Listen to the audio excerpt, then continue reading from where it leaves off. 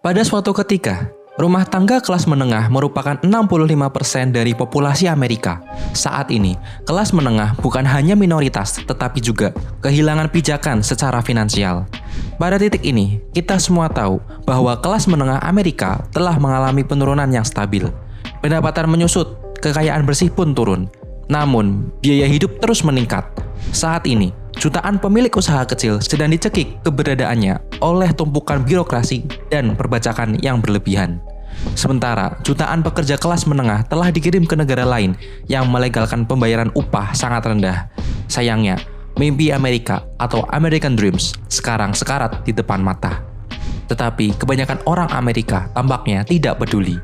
Warga Amerika perlu mengetahui beberapa hal untuk sadar dan bangkit agar bisa memperbaiki keadaan yang terjadi. Saat ini, hampir setengah dari semua keluarga Amerika hidup di bawah 250% dari tingkat kemiskinan federal. Ini berarti 1 dari 5 keluarga usia kerja Amerika dan anak-anak hidup dalam kemiskinan. Menurut data yang dikumpulkan oleh proyek Hamilton, ambang batas kemiskinan federal bervariasi menurut ukuran dan komposisi keluarga, yang berarti keluarga dengan pendapatan yang sama tetapi berbeda komposisi rumah tangga dapat berada di posisi yang berbeda. Misalnya, untuk keluarga dengan 2 orang dewasa dan 2 anak, tingkat kemiskinan federalnya adalah $223 dan 250% dari FPL, Federal Poverty Level, akan menjadi $58.208. Setiap penurunan pendapatan yang dialami akan mendorong seseorang masuk dalam kemiskinan. Sebuah studi juga menunjukkan bahwa 1 dari 2 rumah tangga kelas menengah yang berjuang dipimpin oleh orang dewasa yang berpendidikan, setidaknya kuliah. Ini berarti 48% kelas menengah bawah memiliki gelar pendidikan namun masih mengalami penurunan pendapatan.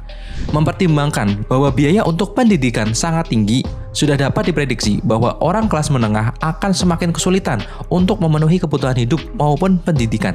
Biaya pendidikan naik sebesar 1.120% sejak 1978. Rata-rata jumlah hutang yang dimiliki oleh orang kelas menengah bawah adalah hutang pendidikan.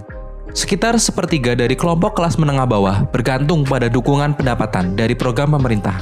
Salah satu program pemerintah yaitu SNAP mengklaim bahwa 2,1 juta orang kelompok kelas menengah bawah bergantung pada bantuan pemerintah ini untuk pemasukan tambahan. 40% anak dari kelompok menengah bawah mengalami kekurangan gizi, obesitas, ataupun keduanya.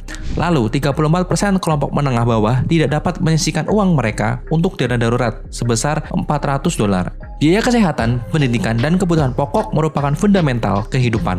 Namun, kelompok menengah bawah tidak dapat terpenuhi seutuhnya karena pendapatan yang stagnan. Tetapi, biaya semakin hari semakin naik. Bahkan, meskipun dalam satu keluarga memiliki 2 orang yang bekerja, namun dalam 12 bulan terakhir, 34% dari mereka tidak dapat membayar uang sewa atau melunasi hipoteknya.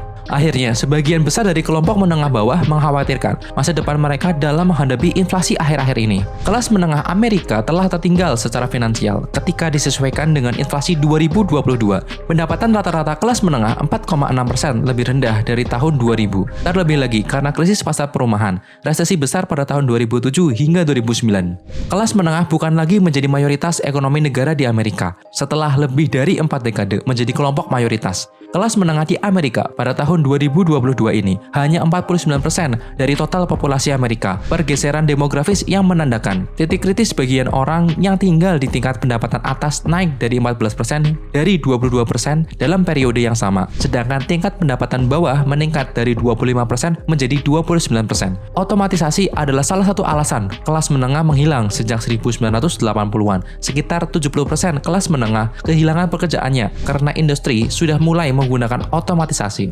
Outsourcing juga berkontribusi dalam penurunan jumlah pekerjaan manufaktur selama 10 tahun terakhir. Lebih dari 5 juta orang dikirim ke luar negeri dengan total pendapatan yang lebih rendah tentunya.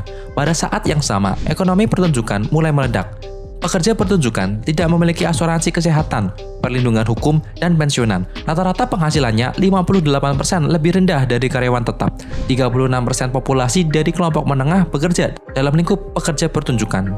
Usaha kecil dan pengusaha di Amerika juga mengalami penurunan yang meningkat beberapa tahun terakhir. Peraturan pemerintah dan pajak perlahan membunuh sebagian besar usaha kecil di Amerika. Pada bulan April, jumlah wira swasta di Amerika mencapai level terendah dalam 10 tahun terakhir. Hanya sekitar 8,22 juta orang wira swasta yang ada di Amerika. Meningkatnya harga perumahan juga menyebabkan penurunan tingkat kepemilikan rumah oleh kelompok kelas menengah, sedangkan kelompok kelas atas dapat dengan mudah memiliki rumah yang diimpikan. Kelompok kelas menengah harus menyisihkan sekitar 30% hingga 50% pendapatannya untuk membayar sewa rumah tinggalnya. Ketika keterjangkauan rumah dan sewa menurun, sekitar 200.000 orang memilih tinggal di mobil mereka atau meningkat sekitar 46% dari tahun lalu. Pada 2019, pengeluaran bulanan rata-rata hanya $3.300. Perumahan adalah biaya rata-rata terbesar di sekitar $1.784 per bulan, membuat 35% dari pengeluaran biasa. Selain itu, orang Amerika menghabiskan $610 untuk makanan per bulan. Biaya transportasi lebih dari yang disadari, banyak orang $819 per bulan. Sebagian besar disebabkan oleh kenaikan harga bahan bakar, dan pada Maret 2022, pengeluaran perawatan kesehatan rata-rata mencapai $431 per bulan. Karena banyaknya biaya hidup yang harus dipenuhi, kelas menengah tidak memiliki uang sisa untuk disisihkan. Pada bulan Juni, tingkat tabungan di Amerika mencapai titik terendahnya. Sampai kita mulai melakukan perubahan, kita akan terus mendapatkan hasil yang sama, dan kelas menengah akan semakin mengecil. Selama 1 dekade terakhir, rumah tangga kelas menengah resmi menjadi minoritas ekonomi di negeri ini. Seberapa buruk hal-hal yang harus terjadi sebelum mengatakan cukup? Warga Amerika terus ingat bahwa ini adalah masa depan mereka. Inilah masa depan bangsa mereka. Setidaknya, mereka harus segera melakukan sesuatu agar hal buruk lainnya tidak terjadi.